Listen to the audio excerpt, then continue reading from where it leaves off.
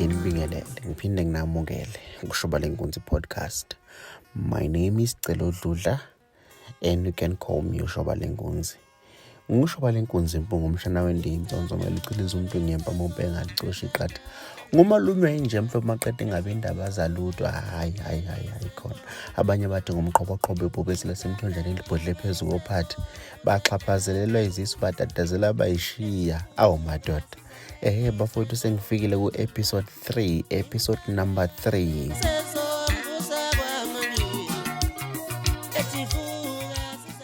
Njengoba sesihlangana-ke ku-episode number 3, engikufisayo ukwendlala ngenabe mayelana nejeni yami kusukela ngoqala umculo wesintu, umculo kaMaskandi, umculo ogijima negazi. Shuthi ngizochaza ekutheni intshisekelo yawo isukaphi kuze kufike ekuzameni amathuluzi anhlobonhlobo athi ndawona umculo kaMaskandi, umculo ogijima negazi. Kuze kufike ekutheni njengamanje njengoba sengenza ama-album ahlukahlukene nengide nginxenxa abantu ukuthi ngicela bengiphi support from Facebook, YouTube, Twitter, Instagram and all the other platforms. Engizofuna ukuveza shuthi ukuthi isukaphi lento nanokuthi iyiphi lensizwa makuthi insizwa noma intokazi eyangenza ngabona ukuthi no, I can do this.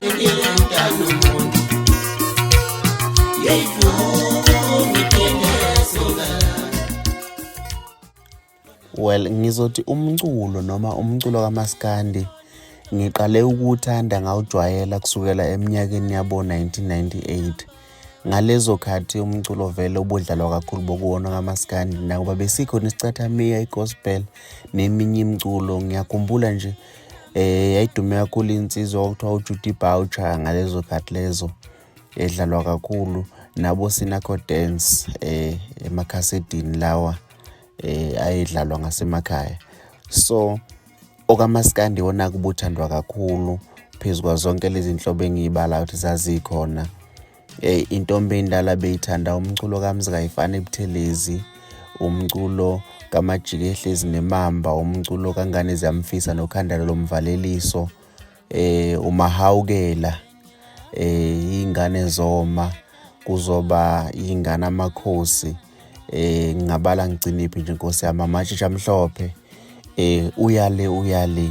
So miningi imculo ibithandwa ngalezo khathi kusukela kubona nje abo 99 usondela kubona bo 2003. So kuthe kodwa ngonyaka ka99 mangikhumbula kahle kuphume ikhasete leqhawe laKwaMseliku laphana uMahawukela elalithi Cartoon Center. So abantu abaningi ngasekhaya balithanda balithakasela kakhulu la khasete lelana kangangokuba akekho umuntu wayengenalo. Wawulizwa nje sigquma nje kwamakhelwane nje uthi ulizwe sigquma ngapha mangabe siphelelwe ibattery i-radio ubone sebekwe wonke klelepheko ephekwe indlu kuthiwa yacharge.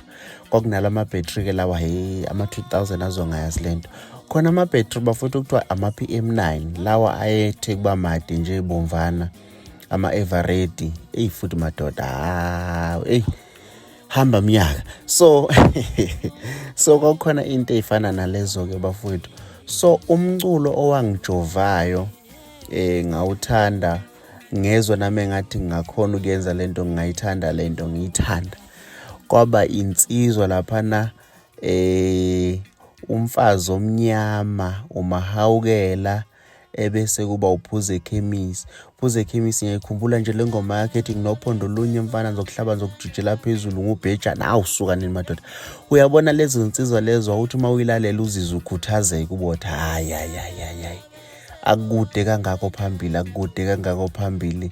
Inkulumo ibekwe yacaca uyizwe nawe ushisekela ngempela. Kuzoba yenye ingoma yakhe ayithi imbizi, ithi njalo nje ikhona imbizo zikhona nje insizwa ezayihlaba ngempela uzwe ukuthi cha ngiyayithanda lento eyenziwa lezi insizwa. Ngibala bona nje uMajikehlezi neMamba ngizobala khona madoda kufa ulinuku.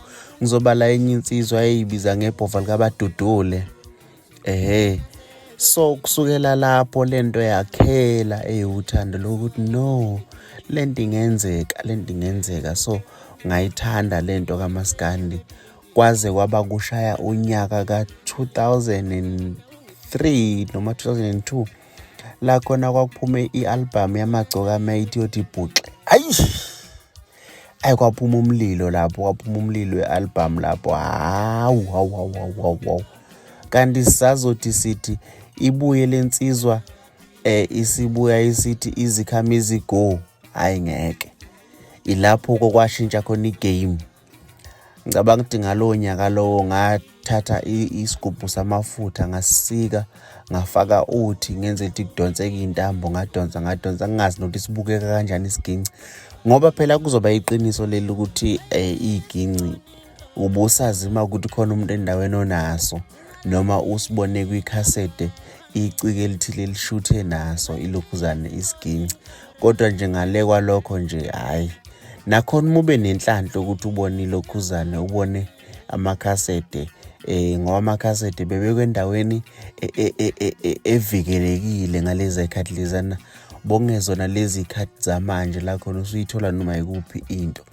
So uma ngabe umuntu ethenge icassette bokuthenga ama-original futhi nakhona ubugcina ngokubona le ozoyifaka eradiyweni uyidlala uma ngabe ikhona izophanyuka lapha phezulu ey'ntungweni eyama-2000 azongazi lento azophanyuka phezulu ey'ntungweni ilokhuzane amakhasete ukuze umuntu ofinyelela khona kube umuntu responsible enough ukuthi ngeke ilimale lento ngoba lento ifana negolide iphathiswa kwekhali zamantungwa.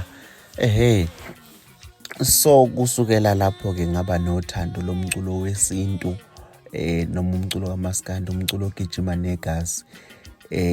Ngazo lezo nsizwa lezi engiy'balayo but ikakhulukazi nangendlela umculo othathwa kahle ngakhona emakhaya. So ngasho ngathi hayi nona one day I will do this.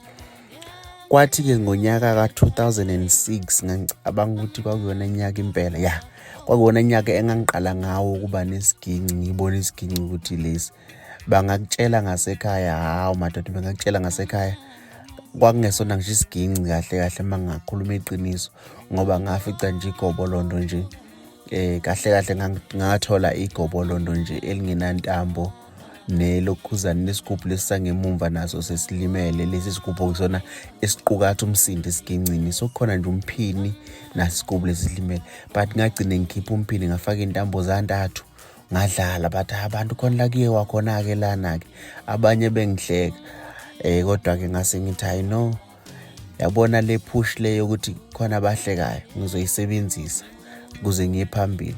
So ngaze ngagcine sengi-afford ukuthenga isiginci sami esisezingeni lami la ngaleso sikhathi leso ngade ngidlala 2011 ngazama ukwenza ingoma ngazenza zambili kwakhona insizwa efuna ukungixhumanisa nelinye icike elaliseGoli ngabona ukuthi nako bangizizwa mina ngakafiki la ngifuna khona noma ezingeni labantu abalapha already kodwa-ke engisafuna ukwenza kakhulu ukugxila esikoleni because nganginakho ukuthi ngesabela ukuthi lo muntu uzongithatha afise uku-investa kumina angiphushe ngangizazi ukuthi ngisho kwakuthiwa umuntu uyazama uku-investa mina uyangiphusha ngangizokwazi uku-excel just that I wanted to push esayidini lesikole ngibe right ngakulona. So ngamdecline lo baba lo ngayidecline nalensizwa eseGoli mhlawumbe ukukhuluma nje iqiniso kwakuyinsizwa laphana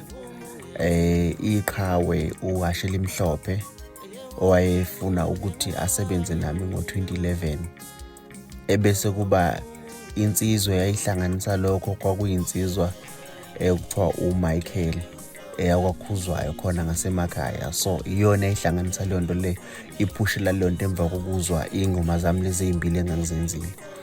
So ngabadecline bo-2 ngaphusha indaba yesikole ngiqeda isikole 2014 ngaqeda isikole 2015 ngahlangana nale company engisebenza nayo. Kodwa engizama ukukuveza njengamanje ukuthi intshisekelo yomculo ibilokhu ikhona but lento yokuthi kunelinye iphupho enginalo kumele ngilifeze angikwazi ukuhlala emculweni nje ngithi ayisokuphelele konke ngathi angisebenzise lokho ukuze ngiphusheleke ngiye phambili. So intshisekelo yami engizama ukuveza ukuthi isuka kulawa maciko amadala, but ikakhulukazi ngalezi khathi zomgqumeni nomtshengiseni bengena endimeni befika bethi iyodibhuxe, babuya bathi izikhamizigu zaseyihlukana insizwe yama nekhala lapha enyama nekhala lapha. Lena yaqhamuka ukuthi ukhona uShembe, yabuya lena yazothi tomorrow morning, yaphinde lena yabuya yathi inyoni yami, lena yabuya yazothi i-ado, yabuya lena yazothi iphethe umbese, yabuya lena yazothi jukebox, yabuya lena ngapha emva kophatha umbese yazothi 2010, yabuya lena engapha yazothi imagic. So zalokhu zinakhuza nje ijukjela nje insizwa, kwaze kwaba-ke unyaka ka-2009 salahlekelwa iqhawe umgqumeni ibova kade umuntu ekhathele buye ukhule nithambo lembole endala emnyameni endlebe lodwa somanguna bhodle somanguna nami. Madoda uquphu lwamanzi adungekile. Madoda ngingabala ngigcine ibafowethu. So kusukela kuyona yonke-ke leyo mnyaka leyo saze saphinde sashiywa nayo iqhawe ngo-2015. Indidana umphosi wethambo eleqe zonke amaqedezi imkhonkoda. Uthi ngasifica sicule kudala isidwabe etshwaleni, ngasenyula ngasigeza ngasiphanyeka phezulu, saduma nezwe lonke amaqede ngabonga ngamavolovolo. So izona zonke insizwa lezo ezibe negalelo noma nomthelela ekuthini uShobalenkunzi afisa ukwenza umsebenzi wakhe, aphinde afise futhi ukuveza phambi kwabantu. So isiqephu sanamhlanje noma i-episode yanamhlanje ibiqukethe nje ekutheni ngiveza ukuthi intshisekelo nothando lwalomculo lusukaphi, ngoba sengilwenza nje njengoba bengichazile kwi-episode yokuqala nesibili ukuthi igama uShobalenkunzi lisukaphi. Uthando-ke lomculo kaMaskandi lusuka lapho njengoba sengishilo bafowethu ukuthi lusuke noma luqale nini kumina. Ngumuntu othandayo ukuthi into mayethanda futhi ayifisi ukuyibona yenzeka, alwe futhi ade ayiphusha izigcine yenzeke ngendlela ayifisa ngakhona noma ayithanda ukuyibona yenzeka ngakhona. So umculo kaMaskandi ngiyawuthanda, ngisazoqhubeka ngiwenze. Usazolokhu ubhajwe njalo-ke bafowethu umkhonto enxebeni, igeja lisensimini libanjwe isilima. Libanjwe isilima bafowethu. Nginithanda ukubhubha emakhaya, niqhubeke nje niphathe kahle, niphinde ningakhohlwa ukusubscribe kwi-channel ku-YouTube uShobalenkunzi. Kanti nayo le podcast bafowethu ngicela siphi support, siyithande, siyikhulise. Ningakhohlwa ukungifollowa kuzona zonke indawo la ngitholakala khona. Ngikhona ku-Instagram, ngikhona ku-Facebook, ngikhona ku-Twitter, ngikhona ku-SoundCloud, ngikhona ku-Audiomack. Ngicela ningifollowe bafowethu ku-Instagram, ku-Twitter, ku-Amazon, ngikhona zonke indawo bafowethu. Ngicela i-support, ngithanda ukubhubha bafowethu. Nibe mnandi nje, nibe mtororo, nibe right.